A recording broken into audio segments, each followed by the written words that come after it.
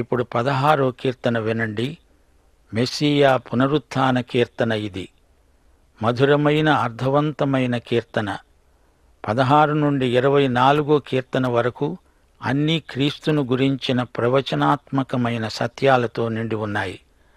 విశ్వసనీయులైన యూదా శేషిత ప్రజల స్థితిగతులు శ్రావ్యంగా వీటిలో వర్ణించబడినాయి. ఇంతవరకు ఇది 3వ మెస్సియా కీర్తన. 16వ కీర్తనలో క్రీస్తు యొక్క జీవితము, మరణము, పునరుత్థానము మూడూ ప్రస్తావించబడ్డాయి. అంతేకాదు ఆయన ఆరోహణం పేర్కొనబడింది. కొత్త నిబంధనలో 3 చోట్ల ఈ కీర్తనల్లో నుండి పునరుత్థానం ఉదహరించబడింది. దావీదు రసిక కావ్యమని దీనికి శీర్షిక. దీనినే హీబ్రూ భాషలో మిక్తాం అంటారు. బంగారు నగ అని కూడా దీనికి మరో అర్థముంది. 16వ కీర్తన మొదటి వచనం, దేవా నీ శరణుజొచ్చి ఉన్నాను, నన్ను కాపాడు. మానవుడెంత, అతని తాహతు ఎంత. అయితే యేసు స్వచ్ఛందంగా మానవుడయ్యాడు, దేవదూతల కంటే తక్కువ అయ్యాడు. మానవుడు దీనికి గాను దేవునికి ఎంతో కృతజ్ఞుడై ఉండాలి. మానవుడై అవతరించిన యేసుదేవునికి నేను చెంది ఉన్నాను. యేసే నా శరణం, నన్ను కాపాడేవాడు ఆయనే. నీవే ప్రభుడవు, నీకంటే నాకు క్షేమాధారం ఏదీ లేదని యెహోవాకు నేను మనవి చేస్తాను. యేసు ప్రభు అని ఆయనను సంబోధించేవారలారా, ఆయన ప్రభువైతే ఆయన చెప్పినట్లు చేస్తున్నారా? మత్తయి సువార్త 7వ అధ్యాయం 22, 23 వచనానికి మీ జవాబేమిటి? ఆ దినమందు అనేకులు ఆయనను చూచి అంటారు, ప్రభూ, మేము నీ నామమున దయ్యాలను వెళ్ళగొట్టలేదా? నీ నామమున అనేకమైన అద్భుతములు చేయలేదా? అప్పుడాయన అంటాడు, నేను మిమ్ములను ఎన్నడూనూ ఎరుగను. అక్రమము చేసేవారలారా, నా వద్ద నుండి పారిపోండి. 16వ కీర్తన 3వ వచనం, నేను ఇలాగంటాను, భూమి మీద ఉన్న భక్తులే శ్రేష్ఠులు, వారు నాకు కేవలము ఇష్టులు. యెహోవాను విడిచి వేరొకణ్ణి అనుసరించే వారికి శ్రమలు విస్తరిస్తాయి. వారర్పించే రక్తపానీయార్పణలు నేనర్పించను, వారి పేర్లు నా పెదవులనెత్తను. దాగోను బయలుదేవతల అర్పణలు హేయమైనవి. అయితే యెహోవా నా స్వాస్థ్య భాగము, నా పానీయ భాగము. నీవే భాగమును కాపాడుతున్నావు. మనోహర స్థలాలలో నాకు పాలు ప్రాప్తించింది. శ్రేష్టమైన స్వాస్థ్యం నాకు కలిగింది.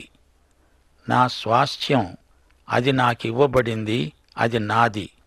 అది నా పాత్ర, పానీయం, దాన్ని నేను అనుభవిస్తున్నాను. ఆయన స్వాస్థ్యంలో ఎంత నీవు అనుభవిస్తావో అంతవరకే అది నీది అవుతుంది. అదే నీ పానీయ భాగం. యోహాను సువార్త 10వ అధ్యాయం 10వ వచనం, గొర్రెలకు జీవము కలగాలని, అది సమృద్ధిగా కలగాలనే నేను వచ్చాను అన్నాడు యేసు ప్రభు. యోహాను సువార్త 15వ అధ్యాయం 11వ వచనంలో ఆయన అన్నాడు, మీ యందు నా సంతోషము ఉండాలని, మీ సంతోషము పరిపూర్ణము కావాలని ఇది మీకు చెబుతున్నాను. 16వ కీర్తన 7వ వచనం, నాకు ఆలోచనకర్త అయిన యెహోవాను స్తుతిస్తాను. రాత్రి ఘడియల్లో నా అంతరింద్రియం నాకు బోధిస్తున్నది. నిద్రపట్టనప్పుడు స్తుతి మంచి చిట్కా. 8వ వచనం నుండి కొత్త నిబంధనలో ఉదహరించబడిన మాటలున్నాయి. సదాకాలము యెహోవాయందు నా గురి నిలుపుతున్నాను. ఆయన నా కుడిపార్శ్వమందున్నాడు. నేను ఏమాత్రము కదల్చబడను. అందువలన నా హృదయము సంతోషిస్తున్నది, నా శరీరము కూడా సురక్షితముగా నివసిస్తున్నది. ఎందుకనగా నీవు నా ఆత్మను పాతాళములో విడిచిపెట్టవు, నీ పరిశుద్ధుణ్ణి కుళ్ళు పట్టనీయవు. జీవమార్గాన్ని నీవు నాకు తెలియచేస్తావు. నీ సన్నిధిలో సంపూర్ణ సంతోషమున్నది. నీ కుడి చేతిలో నిత్య సుఖములున్నాయి. పేతురు తన పెంతెకోస్తు ప్రసంగంలో ఈ వాక్య భాగాన్ని ఉదహరించాడు. అపొస్తల కార్యములు 2వ అధ్యాయం 25 నుండి 31 వచనం వరకు దావీదు సమాధిని చూపుతూ పేతురన్నాడు, సహోదరులారా, మూలపురుషుడైన దావీదును గూర్చి మీతో నేను ధారాళంగా మాట్లాడవచ్చు. అతడు చనిపోయి సమాధి చేయబడ్డాడు. అతని సమాధి నేటి వరకు మన మధ్యనే ఉన్నది. అతడు ప్రవక్త గనుక అతని గర్భఫలములో నుండి అతని సింహాసనము మీద ఒకణ్ణి కూర్చోబెడతాను అని దేవుడు తనతో ప్రమాణపూర్వకంగా ఒట్టు పెట్టుకున్న సంగతి అతడెరిగి, క్రీస్తు పాతాళములో విడువబడలేదని, ఆయన శరీరము కుళ్ళిపోలేదని దావీదు ముందుగా తెలుసుకొని ఆయన పునరుత్థానమును గూర్చి చెప్పాడు. 16వ కీర్తనను ఆధారం చేసుకొని ఆత్మపూర్ణుడై భక్త పేతురు చేసిన పెంతెకోస్తు ప్రసంగం అద్భుతమైన ఫలితాలనిచ్చింది. మీరు సిలువ వేసిన ఈ యేసునే దేవుడు ప్రభువుగాను క్రీస్తుగాను నియమించాడు.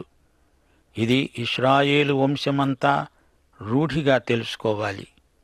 ఈ కీర్తన 8వ వచనంలో యేసు జీవితం, 9వ వచనంలో యేసు మరణం, 10వ వచనంలో యేసు పునరుత్థానం పేర్కొనబడినాయి.